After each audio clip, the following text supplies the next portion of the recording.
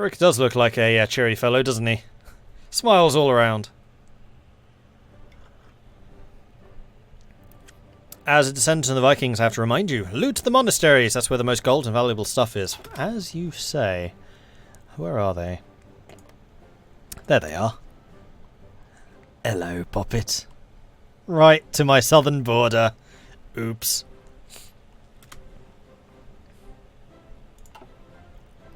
The remnants of the Orthodox Church. Can I raid them? I'm wondering if they raid. I don't know if I'm ever actually going to be able to raid them. Orosia, they're right there. They don't have any loot worth stealing. But they are there.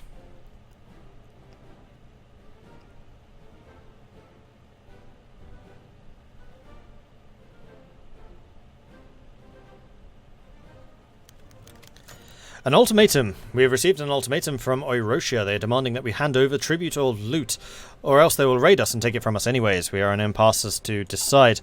Do we engage in confrontation of Orosia, possibly risking our men dying at the hands of the enemies? Or do we instead stand down and say cave to their demands, giving them the desired loot, allowing our men to live to fight another day?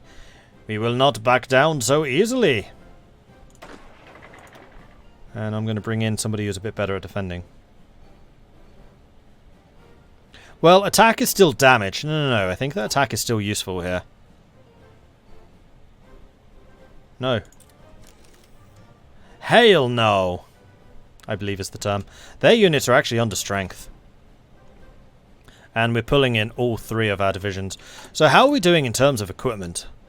And how much is it going to cost to raise another division? So the Drużyna require 600 infantry equipment. We have 200. So artillery we would be short. RPGs we would be a little short. And support equipment would be very short. I think I might actually start another one training. Just one. And now as our forces arrive to resist... Oh yeah, their units are really weak compared to ours. They weren't kidding when our army is when they were saying our army is quite strong. Fantastic. The church raiding. Wait, what? Yeah, this is like the opposite of Vikings. This is the monastery suddenly picking up swords and invading Scandinavia. No. While much of Europe seems to be in a night without dawn, over Croatia a red star rises. Forces of the partisan Josep Broz Tito, a hero to all of the oppressed people in the Balkans, the boogeyman of the Italian occupiers and notable incurrer of civilian casualties, have finally triumphed in Croatia. As the new administration cements itself in Zagreb, already lists of reactionaries and collaborators are being drawn up for detention and re-education. Though many of the accused were undoubtedly party to the crimes of the Italian occupiers in the Ustaci, others were quite possibly in the wrong place at the wrong time. The communist takeover is certainly not the end of the Croatian state, but is perhaps a wilting of the national spirit. The populace seems enthusiastic for both the reprisals as well as the ongoing conflict with Italy, but the long-term feasibility of both these policies is certainly questionable. So that's Serbia. So, although it was saying Croatia, I'm guessing that it meant Yugoslavia. Yeah, Tito is in charge of Yugoslavia. Serbia is Kemerovo. And they don't have a focus tree yet. But we do indeed have Tito. He has appeared.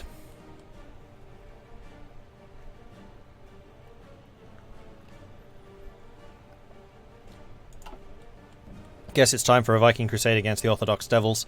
I think it might well be, yes. Ah, and now we have 2 loot, so we can spend some. So we could get new research facilities, we could get new industrial equipment, new workers, or new agricultural methods. Agriculture I don't think is critical, because we have actually got a lot of manpower. New workers...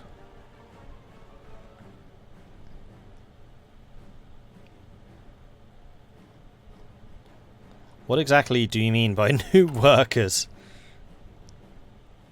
Industrial expertise goes up. Aha. So we're currently nascent industrial base, so we would actually lose all penalties. Including that absolutely enormous 40% efficiency.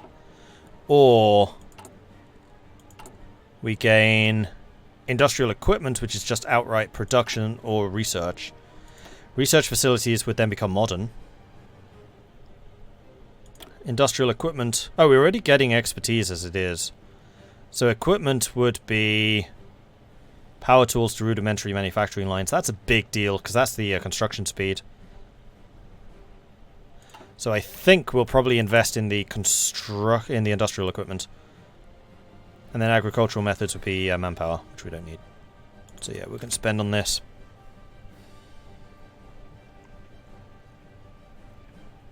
$55k manpower is a lot. I'm guessing this mod uses a lot less manpower.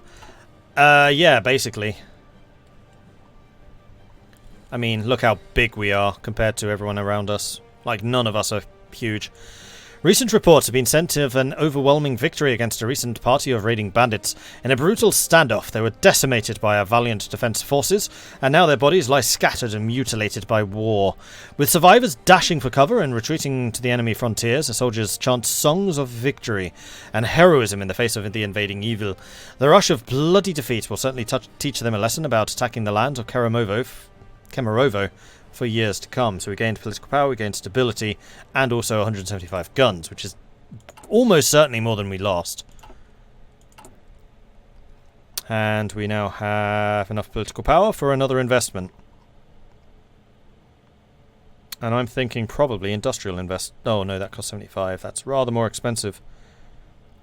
I mean, weekly stability gain does actually sound really nice. Organization, recovery rate, construction speed, factory output, dockyard output, political power gain. I mean, stability affects a lot of things. Although those investments, whether they're on map or off map, it doesn't matter. That's just such a huge bonus.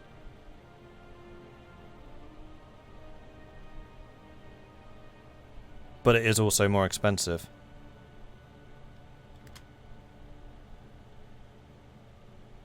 I think I'm going to wait for the 75.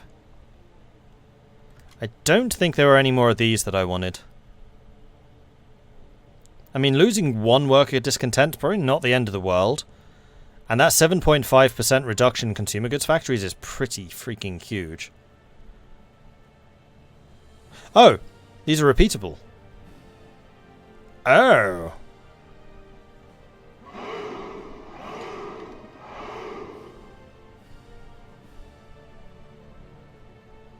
Active for 30 days. Oh. Okay, these are nowhere near as good as I expected. So the permanent changes will be the discontent, which is currently 17. It's climbing.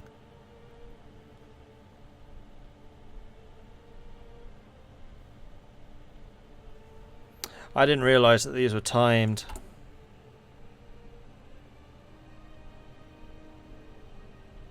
Oh no, construction speed, still 0.07.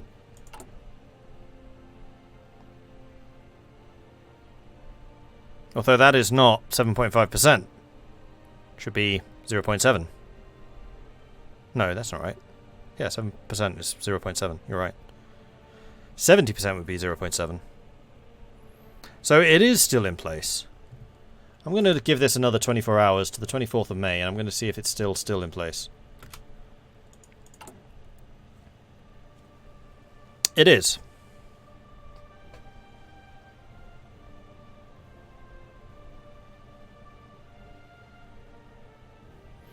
Yeah, the Siberian plan is pretty powerful in that. And I do like my construction speed. Yeah, I think it is a 30-day cooldown. So we'll take it. As much as I want the free industry, like these are just bigger upgrades. Although that's, I don't know, an increase of 1 civilian factory when we have 8 is a lot. And we currently have 4 dedicated to this, and this won't be done until 1963, December. It's like 2 years away.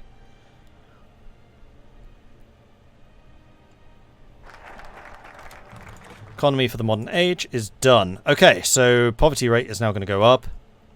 And now we need to make a choice between King's Society and the King's Army. And I'm actually thinking Army right now. Because war support will increase...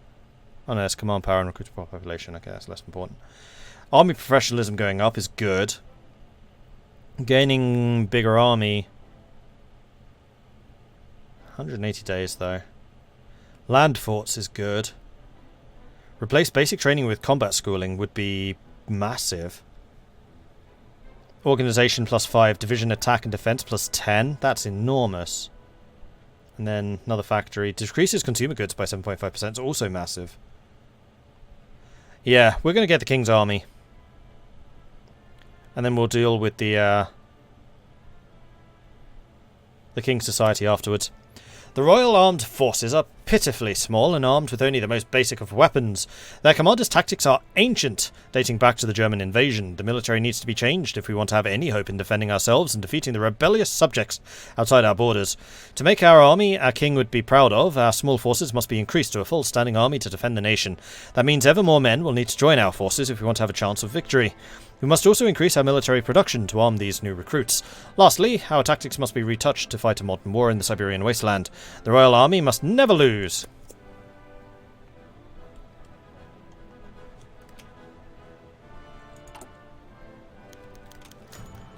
A trader in a strange land. The capital in the Principality is an odd one, seemingly modern yet old-fashioned at the same time.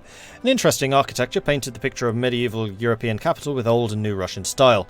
It's definitely an odd place to visit, thought Zemislav, yet he found it comforting. A trader from outside the strange kingdom, it was nothing he was used to back home. How it must have changed from just a few years prior. What was once a dead economy with only poor farmers and labourers was becoming more modern by the day. Perhaps the quirky king knew a lot more about leading than anyone thought. Certainly seemed like it. And the people, oh, they were an interesting sight. No one dressed like them anywhere else in Russia. That was for sure. But it wasn't how they dressed that was the most interesting thing. Their actions were even more colourful than their looks. Formal, yet casual. Joyful, yet serious. The people really were just like their king. Zemislav would be spending a few more days before he left for home. Perhaps he would even stay longer than he thought. It was a cheerful place, and the people certainly loved to buy what he sold. Perhaps I'll bring my whole family for a visit. Ah, tourism! Fantastic! Hadn't even thought that we could start a nascent tourism industry. And don't see why not.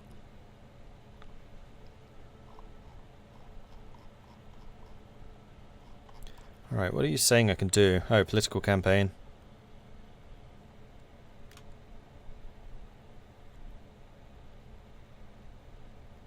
And the ones at the top. These are the ones that I need to deactivate. I don't want to know about them.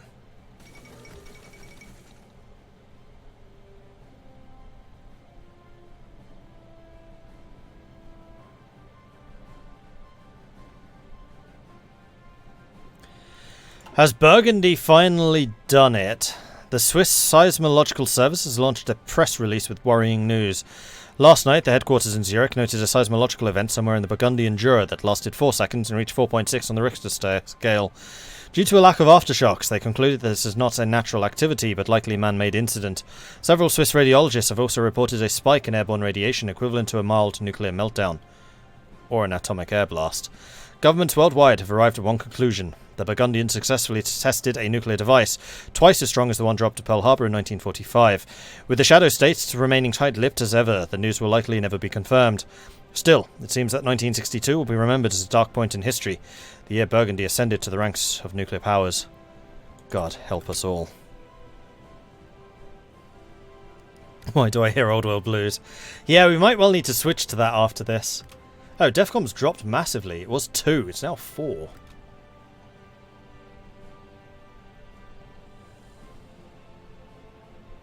So there's some kind of nuclear detente between the major powers, or great powers. Unfortunately, there is another one that's just risen.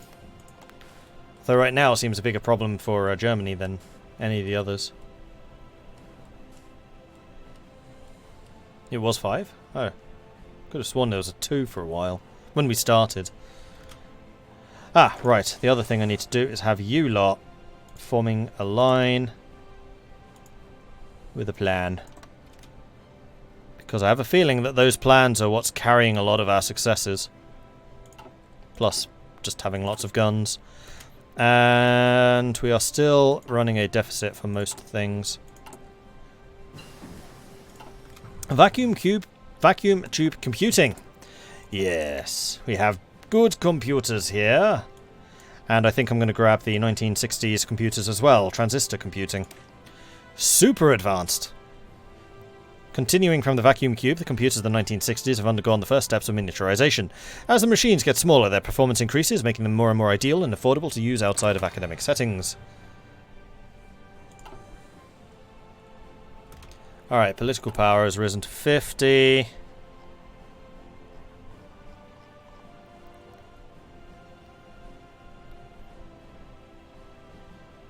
So we could now get the consumer goods factories, which is consumer goods goes down, industrial capacity goes down.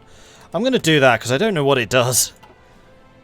What is this mysterious industrial capacity? I don't know.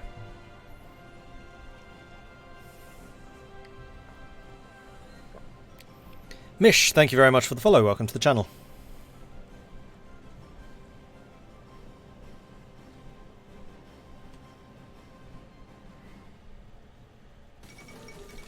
Brazil wins the World Cup final.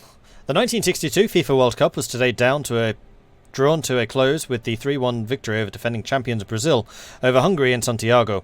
Whilst Chile's ability to host the 1962 World Cup had been questioned following a devastating earthquake in the country 2 years ago, the Chilean effort to rebuild and complete the preparations earned international admiration.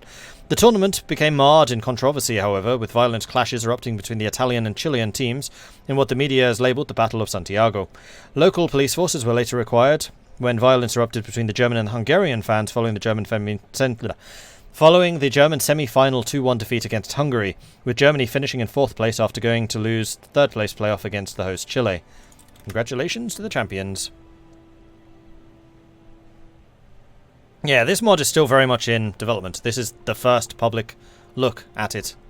The first public release, rather, not first public look. So there are a lot of things still in development, and I like these lines. I just noticed that's nice. It's a bit bolder, a bit better coloured.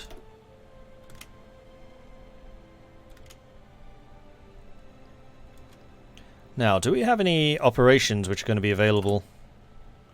Yeah, we can get infiltrations going on them. So we have the infiltrations going on. We can probably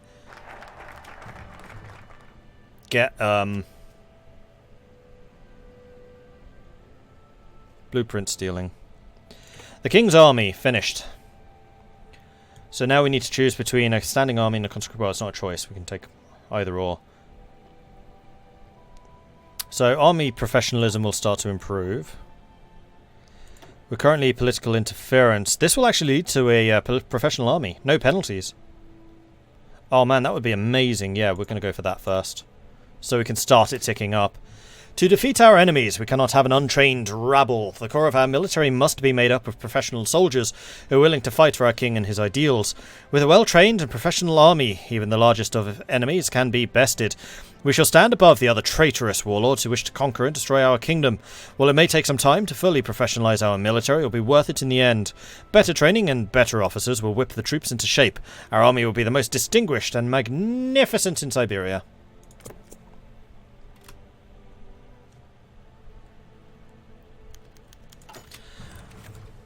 The Royal Army. Move, your godforsaken dogs! Ivan Yakovlev barked at the cadets as they ran through the obstacle course. Is this the best you can muster to defend your motherland? I've seen babushkas hold a rifle better than that. He blew a whistle and the exercise came to a halt. Fall in! The cadets stopped what they'd been doing and scrambled to fall in line, wiping mud off their uniforms and trying to keep their rifles clean. Ivan looked at the men and sighed. They were miserable, no doubt. Most of them were probably farmers' sons, used to hard labour but not this much exertion for so long. He could see the resentment in their eyes, which he figured was a start. He would rather have trained men who hated him than green men who adored him. Men, Ivan began, you may be wondering why I have you out here since dawn with no food, and me breathing down your necks at the slightest mistake. I know you are suffering. In fact, I want you to be suffering, because the more you suffer here, the less you will suffer out there. I would rather your legs give out in the obstacle course than the march. I would rather your first day without food be in this camp than in a foxhole. And I would certainly rather you find out your limits training than in battle against the Tsar's foes. This is terrible for my voice. I do not expect your love. I do not expect your thanks. I do not even expect the slightest hint of warmth from any of you. What I do expect is you will fight when ordered, and keep fighting until your body can fight no more. Am I clear? Ivan received a chorus, "Yes, sirs," in response. Good. Now, run the course again. He blew the whistle, and the men scrambled to the start of the course. Faster, you horse sons! Faster! Your fathers would weep in shame at this sight. Hard times create strong men.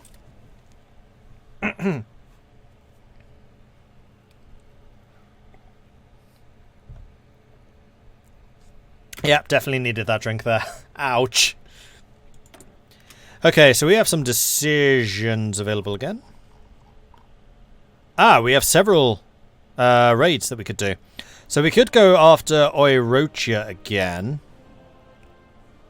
So they've all successfully completed some scavenge, basically. And haven't yet had a chance to spend it. So can we see anything about the strength of their forces? No. Absolutely not. So I think that we should definitely continue bullying the church. So we're going to go ahead and raid Oirotia. We're Vikings. We raid monasteries, and I'm sure they have some very, very juicy monasteries down there. Off you go.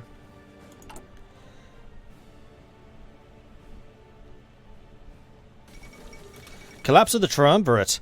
In the wake of the bombing of the triumvirate conference in Malta, it would appear as though whatever chances the fragile alliance went down in flames.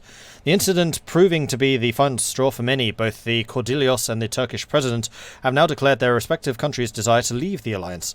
With two of the alliance's three major powers leaving, it is safe to say the days of the triumvirate are over. Already Turkey has made fresh calls for its territorial rights and ambitions in the region to be respected, particularly in regard to Cyprus and the Levant, while the Italian military being mobilized in response to the Turkish movements in Syria. On their part, the Iberians have expressed little desire to keep up significant relations with their former allies, Iberia instead looking inwards toward its own problems. It's just a matter of time. Oh man, look how weak these guys are. We did a real number on them.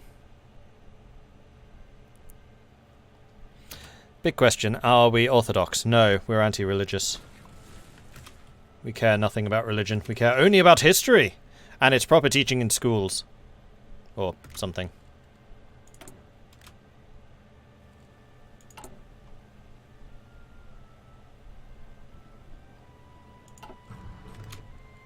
Okay, so we need to do this event. You guys are fully prepared. So I'm going to say... Go. Initiate. Attack. Are they just going to give it to us? Tribute paid. Fantastic. Miraculously, Oirotia has caved in and paid us the tribute, handing over our desired loot from the state. Bloodshed has been avoided and our men live to fight another day. It's unlikely that Oroya will surrender us so easily again. Now, do the others still have money? Oh, we can't do a raid that quickly. But as soon as those are available. Oh boy. Okay, so we can improve stuff again.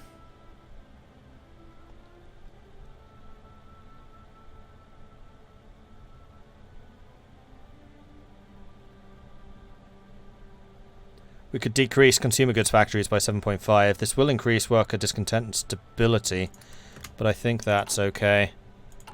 Worker discontent is still low. I'm kind of curious to see when it becomes medium.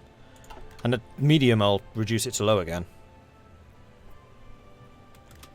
Well, planning preparations stay in place regardless, so it doesn't matter where we have them lined up. Except for defense dig-ins, if we're expecting to be raided. The Italian Empire declared war on the Republic of Yugoslavia.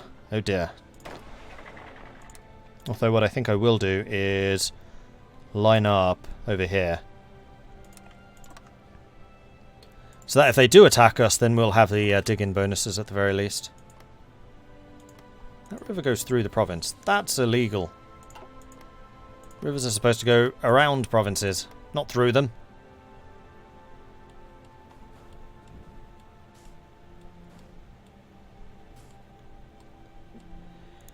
Oh dear, Yugoslavia is getting kind of pummeled.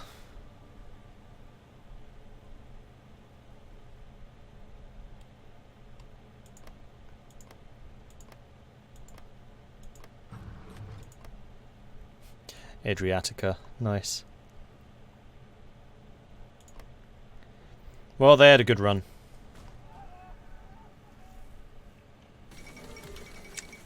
Turkey declared war on Il Governato del Levante. Ever since the Second World War ended, Turkey has been pleased with their share of the spoils. Sorry, has never been pleased with their share of the spoils. Far too many Turks ended up outside of their borders. These long simmering tensions have exploded today as the Turkish president Alparslan Türkeş has announced that a state of war now exists between the Turkish Republic and the Italian Empire. Despite being former allies, the war has already proven extremely popular in Turkey. Young nationalists and party members marched through the streets of Ankara, calling on Turks to lead us to victory. Comparatively, in Italy, the public has shown little to no support for the war, with many questioning why Italy is even in Cyprus in the first place. What a way to treat a former ally. That's a betrayal worthy of a Paradox game right there. Alright, we have a standing army, so our professionalism is now going to go up. We can get free radar. That would give us a lot of information about the people around us. Or we could start conscription. That will increase worker discontent. But it will give us some army experience. And your life for the king will give us combat schooling. Oh, that's a huge upgrade. No, I think we're going to go conscripted force. Your life for the king. Yeah. A larger army is required to defend our realm. And the only possible way to increase our military size is conscription. Our army will be backed up by conscripts, which should give us a lot more infantry to be able to train. This gives us the chance to mobilize light infantry, which would be able to back up our more heavily armed regular infantry in wartime. Still, this will not be popular with the people. We'll need to conscript labourers and farmers, and they won't be happy leaving their homes and workplaces.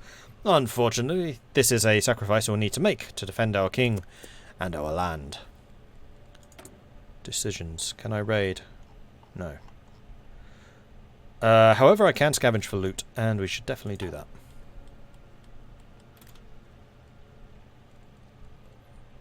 Now, another question. How much of a difference is there between militia and infantry?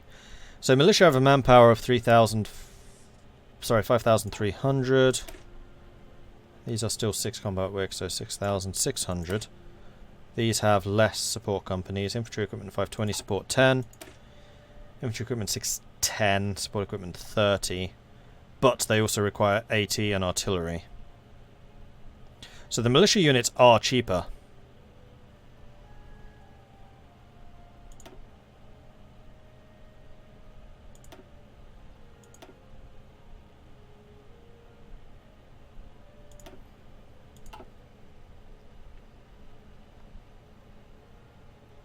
And they would help us just defend front lines. Although, with the way that raiding is working, I think I'd much rather just have even more Drużynia. Otherwise, the game is going to be randomly picking the raiders, sorry, the militia to attack stuff, which would really suck. Yeah, I think I'm going to continue recruiting Drużynia.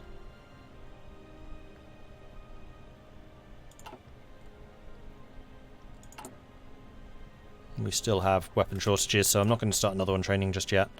How's the training of this one going? Most of the way done. Halfway, rather. Most of the equipment's been assembled, but it's still in training. 8 more days until construction. That's good. I think we can go back to speed 5.